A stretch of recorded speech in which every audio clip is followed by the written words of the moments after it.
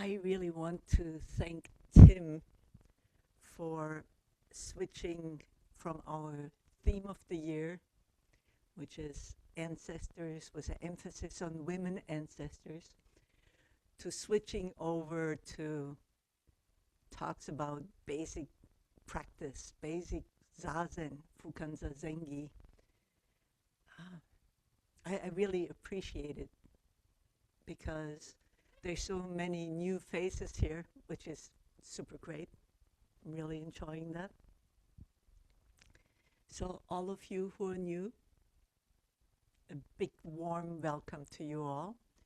And if you're not so new, a big warm welcome to you too. It's so great to see all these old and new faces here. So since I wanted to stay in this theme of basic practice, I was writing talk and was writing, and it's not long enough, it's not long enough, and I wrote more and I wrote more, and now I'm sorry to inform you, it's too long. So I'll probably nip off the last part. Maybe someone could give me like a heads up when we're like 5 minutes ahead of time. I have a watch, but I don't want to look at it.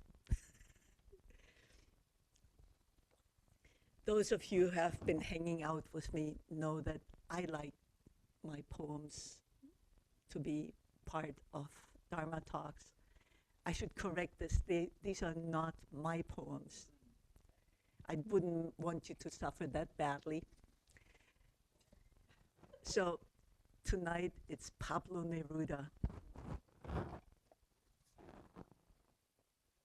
And since we're talking about Zazen, the first poem I chose is Keeping Quiet. Now we will count to 12, and we will all keep still. For once on the face of the earth, let's not speak in any language. Let's stop for a second and not move our arms so much. It would be an exotic moment without rush, without engines. We would all be together in a sudden strangeness. Fishermen in the cold sea would not harm whales, and a man gathering salt would look at his hurt hands. Those who prepare green wars, wars with gas, wars with fire, victories with no survivors, would put on clean clothes and walk about with their brothers in the shade, doing nothing. What I want should not be confused with total inactivity. Life is what it is about. I want no truck with death. If we were not so single-minded about keeping our lives moving and for once could do nothing, perhaps a huge silence might interrupt the sadness of never understanding ourselves and of threatening ourselves with death. Perhaps the earth can teach us, as when everything seems dead and later proves to be alive. Now, I'll count up to 12. And you keep quiet, and I will go.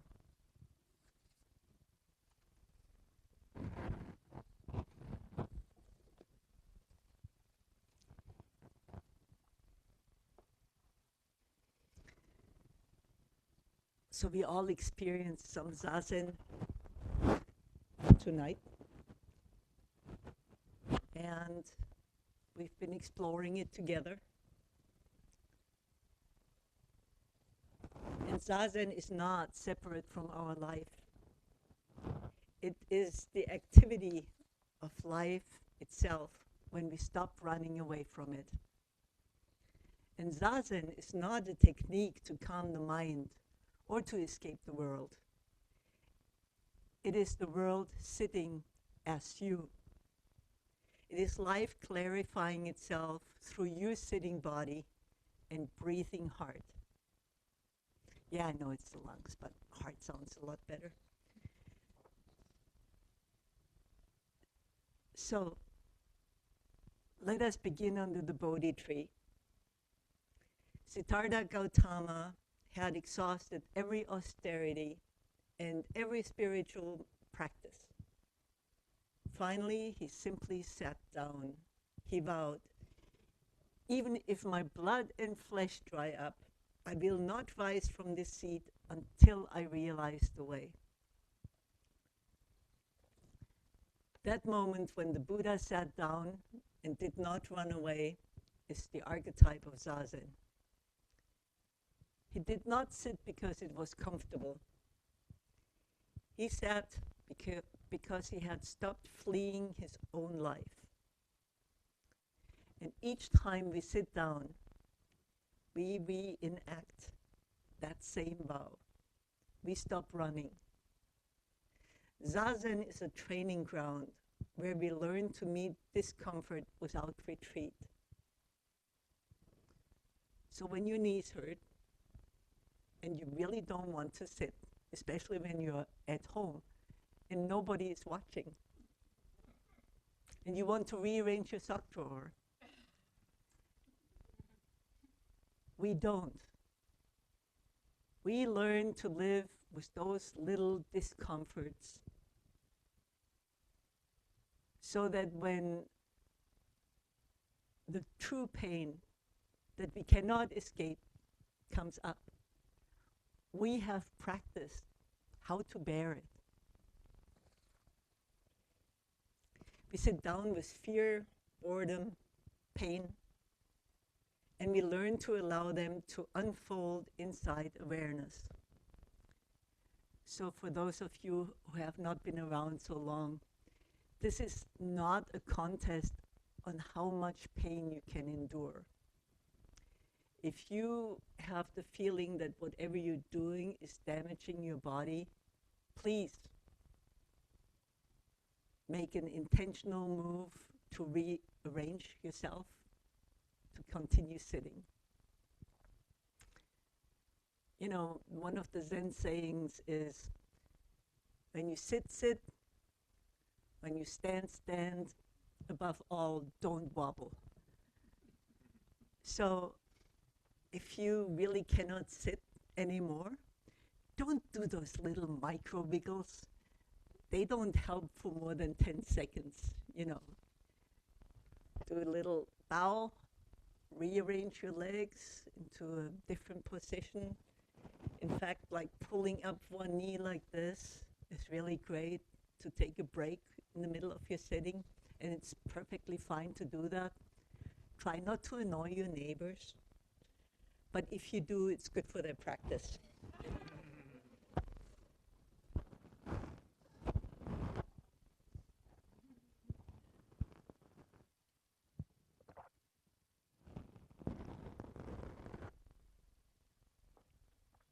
My teacher, Norman Fisher, said this line that really imprinted itself on me. He said, "Practice means to turn toward that which is difficult." Our instinct, if something is uncomfortable, if we don't like something, is to avoid it at all cost. When we see that unpleasant thing coming up, we just turn around and boogie. That's not the Zen way.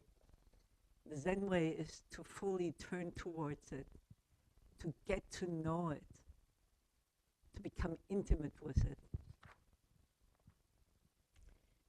So that's what we practice on our cushion. When we turn toward what we would rather avoid, we discover that we can rest in something larger than comfort or discomfort. We find that peace does not come from control, but from being intimate. And wouldn't you know, even if you're in the most comfortable position imaginable, if you're sitting on the sofa or lying in bed, having a meal with friends, at some point it will become uncomfortable. You will want to get up and do something different. So escaping into comfort simply does not work. The Buddha's sitting was not heroic endurance, but gentle staying was all that arose. His enlightenment beneath the morning star was not an addition to his sitting. It was the sitting itself. Reality shone through because he did not try to move away from it. Centuries later, in China, Bodhidharma carried the same vow. When he met Emperor Wu of Liang, the emperor proudly asked, "Since my accession to the throne, I have built many temples, copied countless sutras, and supported innumerable monks. What merit have I gained?" Bodhidharma replied, "No merit." The emperor was startled and asked, "Why no merit?"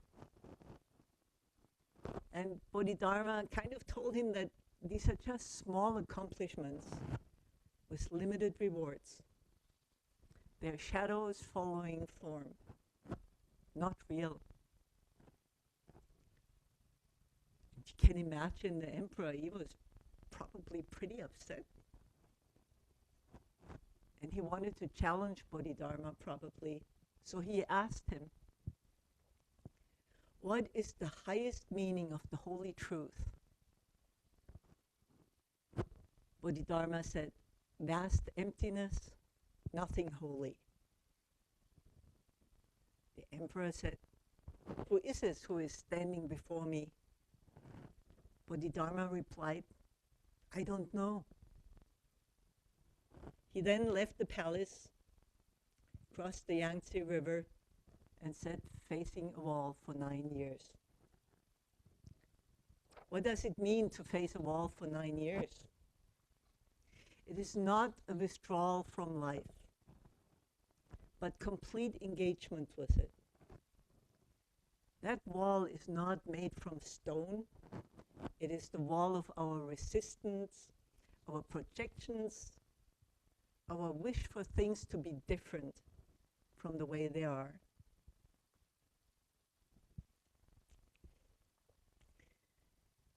So, obviously, this is a very physical practice. When I trained to become a mindfulness teacher, I picked up this great line, and it was, "We don't have a body, we are a body." And so how we hold this body in meditation really influences what happens in our mind, believe it or not. We often talk about Zazen as if it were all awareness and lofty aspirations, about the mind being subtle, calm, and clear. But in Zen, body and mind are not separate. They are one continuous activity. When the body settles, the mind settles.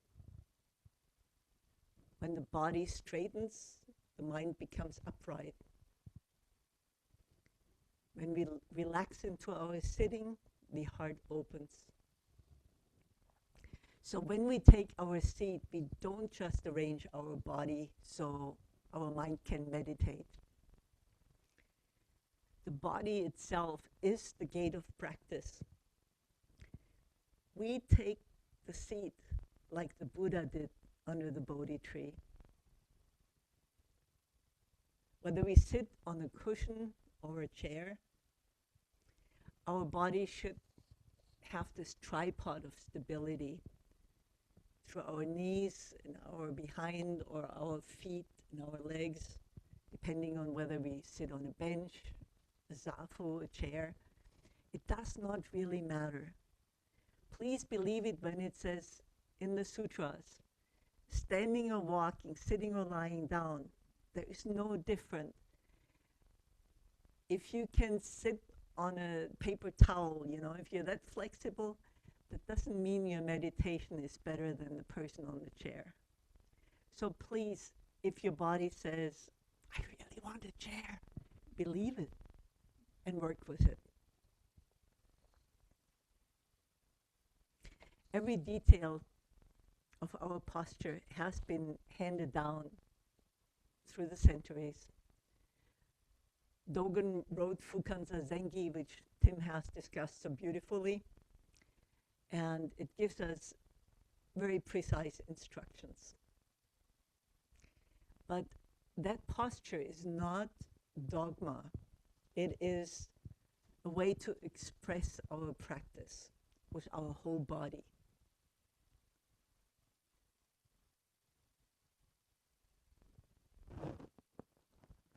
The Buddha's posture still teaches us today. The Buddha's posture still teaches us today. So our sitting begins with the base. Cushion or chair does not matter. 2 knees or 2 feet and the base of our spine. This tripod grounds us. So the reason why people sit in full lotus seat is because it's the most stable of positions possible, followed by half lotus, Burmese lotus, Sesa. It all works.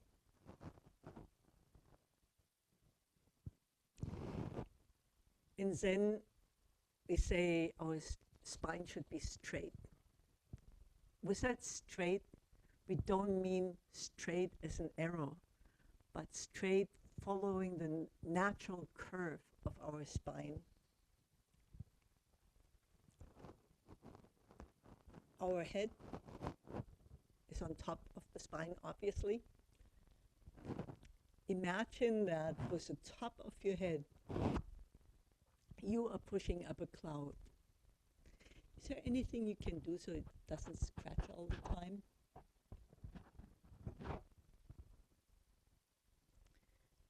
So we imagine that we're pushing up a cloud with the top of our head. Or sometimes people say that you have like a thread attached to the top of your head. And that's just keeping us straight. And when we talk about keeping the head on top of our spine, we don't want the crown of our head to be the top, but just up here. Sorry, I'm not very eloquent at times.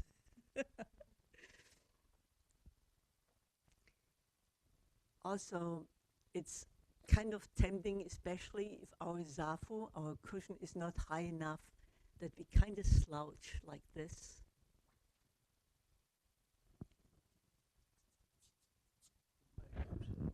Yeah, I know. Yeah. Thank you. Thank you. Thank you.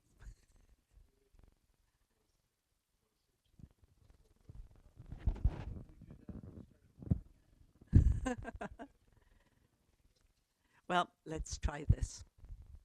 Thank you very much for the adjustment. So, where was I? Ah, yeah, the head. Oh, and one really interesting thing. When we lift our spine, when we make ourselves a little taller in our seat, and bring our shoulders back a little, we really open up our chest so we can breathe more smoothly. I, believe it or not, for years I struggled with having a smooth breath. It always kind of like got stuck about a third through. and all of a sudden there was all this space and this smooth in and outflow of breath. It takes practice, it takes time. It makes adjustments.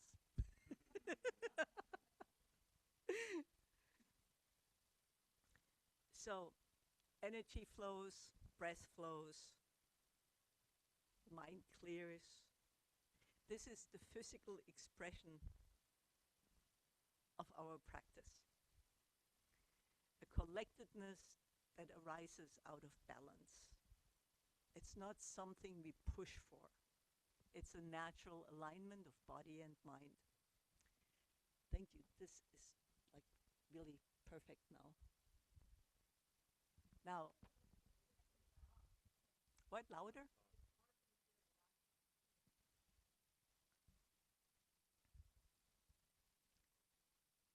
All right. So, one thing you might find interesting is also when you sit and your chin drifts up. If I see someone sitting like this, I want to walk up and say, woohoo, you're daydreaming.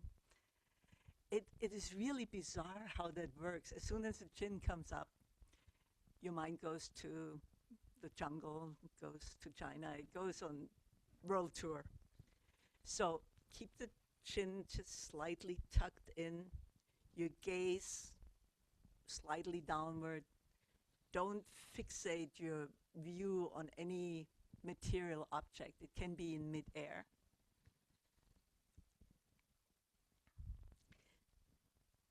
This gentle downward gaze, not staring, not wandering, that's what we're shooting for. The Buddha is often shown like that in statues. In the same way, our posture expresses a quiet attentiveness to our body, to our breath, to our mind, as if saying, I'm here, I'm listening.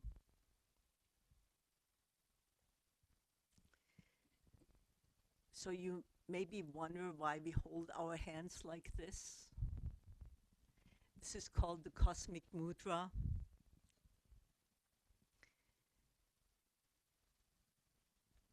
Left hand on top of the right, thumb tip slightly touching. Imagine you're holding like a little post-it or something between your thumbs.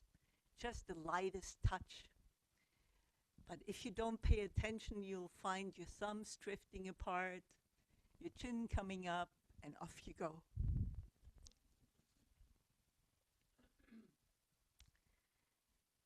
So one must pay attention to it, otherwise it misbehaves.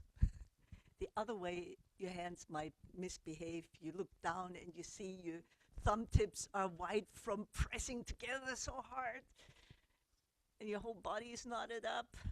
Just let go.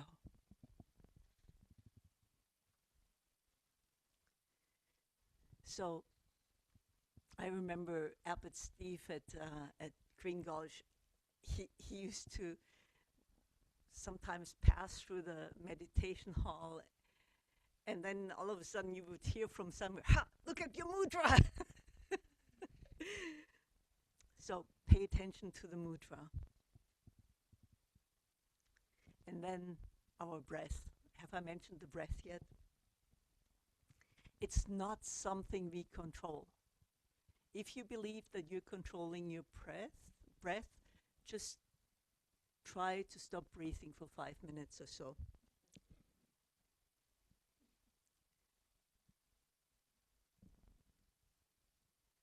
So you do not control it. And it's not a performance. You don't try to impress anybody with your breathing, but it can really support your practice. Don't do any special breathing for Zen. Just a natural, smooth in and out breath. You might notice that it becomes naturally slower, and that's great. But don't try to breathe slowly. It's not the destination.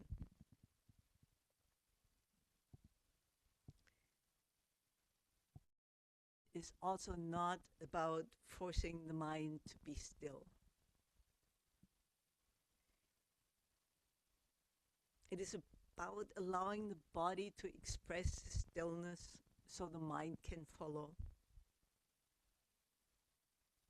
Dogen said, when you practice the way in body and mind, the whole world becomes practice. So each part of our posture is a doorway. The solid seat says, I belong to this earth. And the straight spine says, wake up. And the tucked chin says, I'm willing to be right here for as long as it takes. So when body and mind come together like this, it is continuous activity. When the body settles, the mind settles. When we take our seat, we're not just arranging our body. The body is the gate of practice.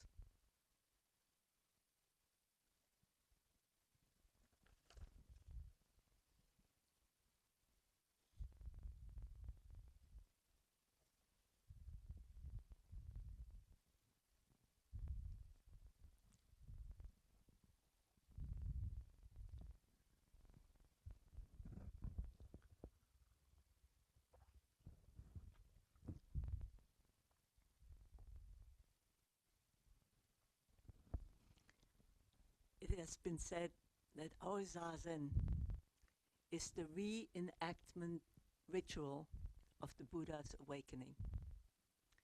So when you sit down, you are the Buddha on your seat. Trust your body. Trust your breath.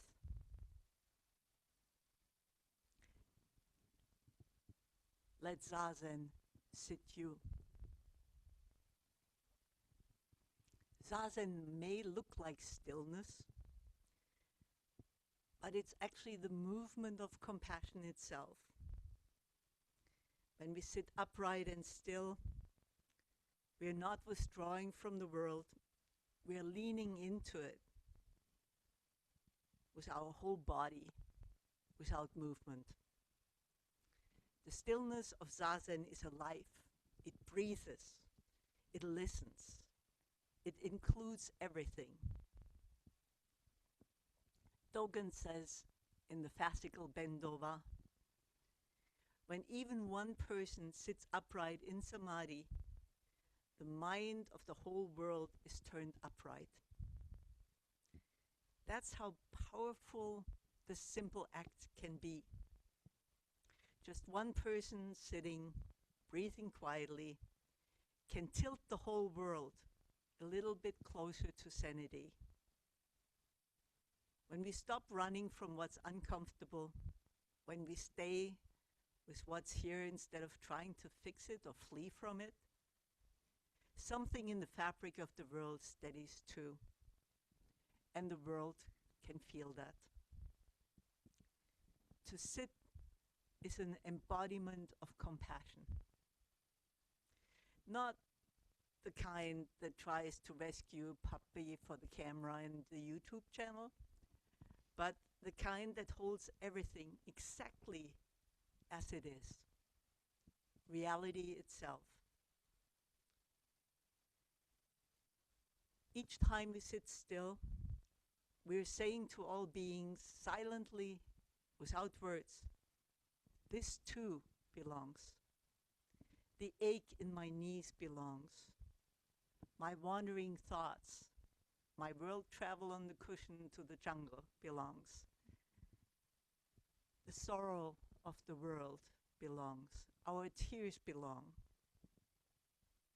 And in that quiet belonging, compassion moves, white, wordless, and awake. When we sit Zazen, something very quiet begins to happen inside.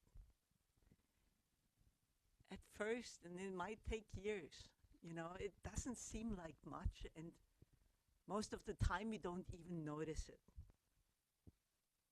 The thoughts are still there, the body still aches, the world is still noisy, But underneath all that movement, the mind begins to soften and the heart begins to open. We take down our walls inside. We create space. Not space as in detachment, but space as in spaciousness. Room for life to breathe.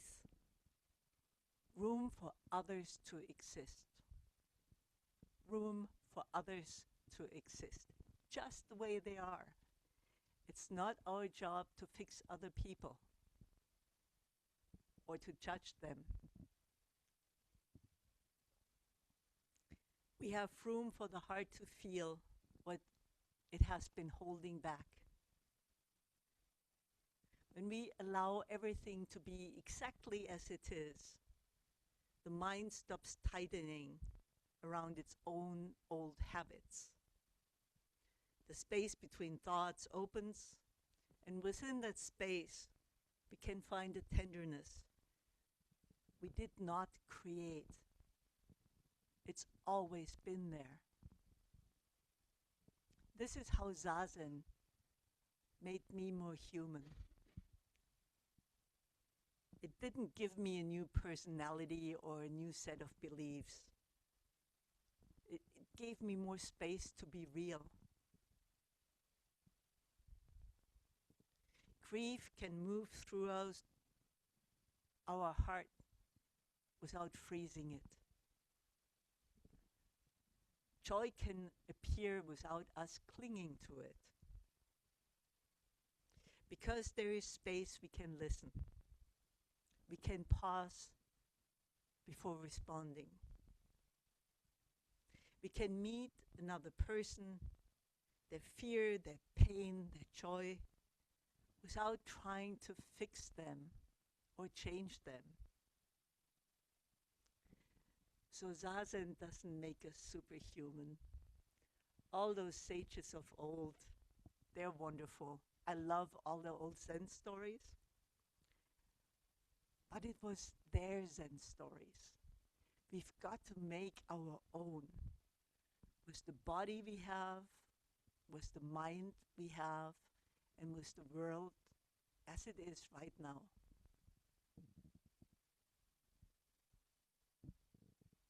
The more we sit, the more we can learn how to stay open in the middle of difficulty.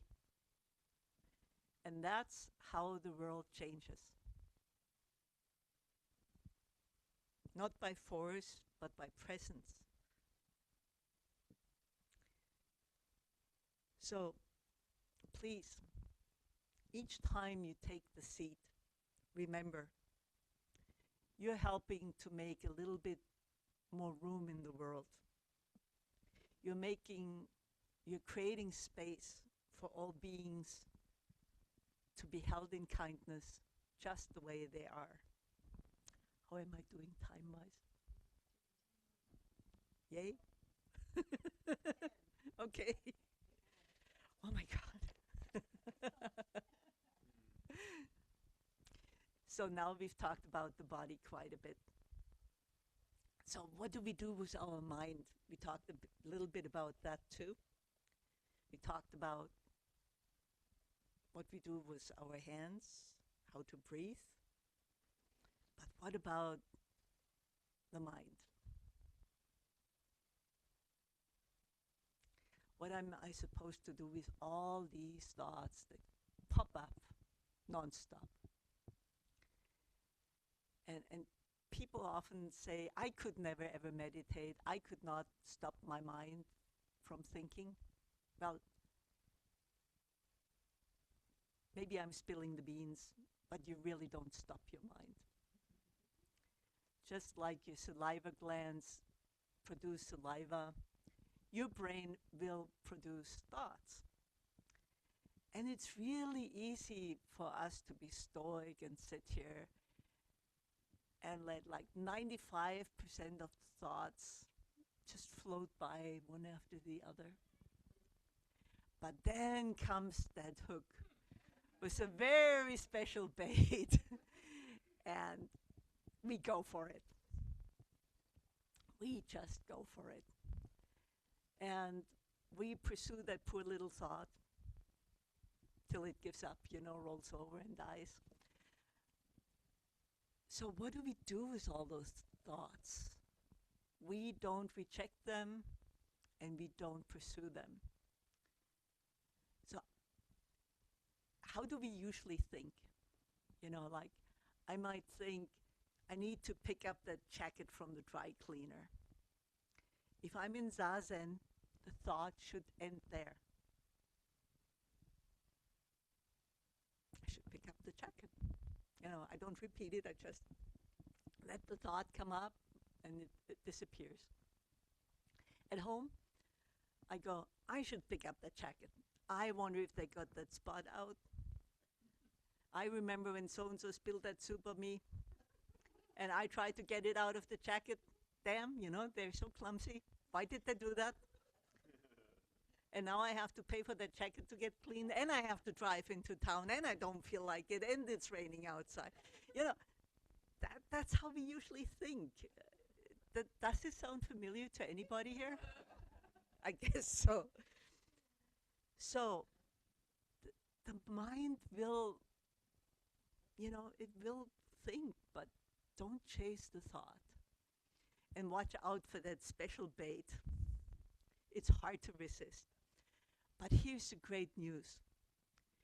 You will absolutely 100% get lost chasing your thoughts.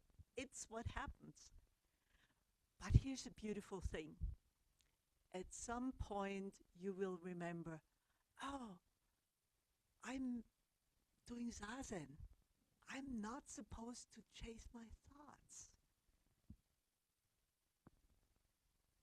And that is the beautiful part. That's the moment of mindfulness that fully puts you back onto the cushion, into this moment, not to the dry cleaners or the restaurant or whatever else happens.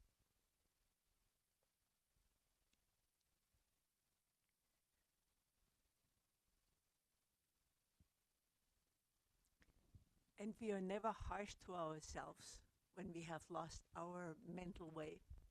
We don't say, oh, I'm so bad at this. Look at all these other people. They are so good, but I'm really, really bad. We don't do that because, one, it's unkind, and two, you don't read thoughts. Just be kind. Treat your mind like you would treat a little puppy, or like you would treat a 2-year-old. When they misbehave, you don't go whack, behave. No, you're very gentle. You bring them back and you say, stay here, right here, come back. And then you carry on. Don't beat yourself up over, getting lost in your mind, getting lost in thoughts, because it will happen, and it's perfectly all right that it does. Every time we realize that the mind has drifted and we bring it back, that is a moment of mindfulness, of being right here. If you need some more help to occupy your mind, you might want to count your breath. Count every exhale from 1 to 10. The great reward if you reach 10 is you get to go back to 1. Also, if you find that you're at 27, go back to 1. If you realize you've been menu planning, doing HR in your mind, getting into whatever it is, just come back and be right here. The goal is not to get to 10. I can tell you there have been periods of Zazen I didn't get past 3. I've been at this for 25 years. Counting my breath is still how I start pretty much every period of Zazen. And it's pretty miraculous when I'm out in the big wide world and the fecal matter is hitting the air distribution system. If I go to counting my breath, my whole body goes, oh, I know what I'm supposed to do now. And it just gives me a little bit of a safety net. It's like holding my hand. It's just helping me to stabilize in the middle of chaos.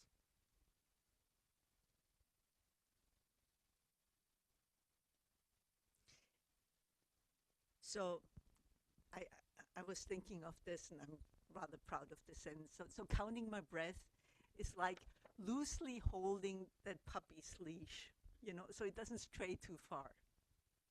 Not too tight, not too slack.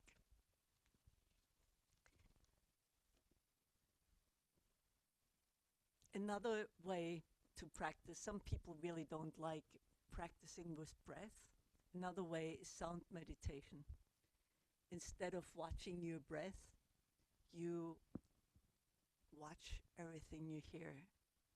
The hiss of the AC, the car driving by, a bird chirping, the heater coming on, whatever it is.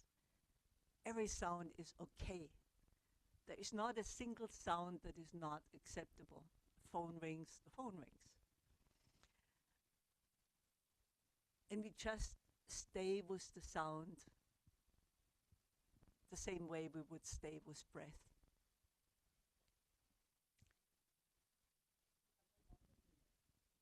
One minute.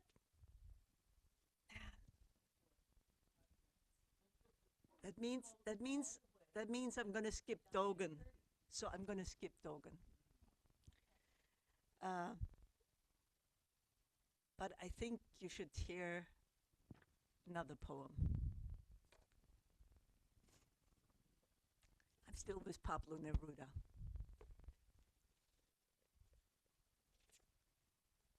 Through a closed mouth, the flies enter. Why, with those red flames at hand, are rubies so hard to burn? Why does the heart of the topaz reveal a yellow honeycomb? Why does the rose amuse itself, changing the color of its streams? Why does the emerald shiver like a drowned submarine? Why does the sky grow pale under the June stars? Where does a lizard's tail get its fresh supply of paint?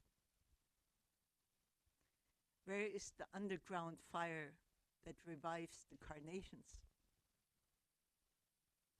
Where does the salt acquire the transparency of its glands? Where did the cold sleep that it awoke so dark? And where does the tiger buy its stripes of mourning, its stripes of gold? And there's one more out of, one more little poem, and that's out of Pablo Neruda's Book of Questions. And it's like my favorite 2 lines of his. And I think it makes a great koan too. How long does a rhinoceros last after he's moved to compassion? How long does a rhinoceros last after he's moved to compassion? So if you heard something tonight that supports your practice and might help you in your practice, please enjoy it. And if you've known all this or it didn't land, please forget every word I said and just return to your practice with a joyous heart.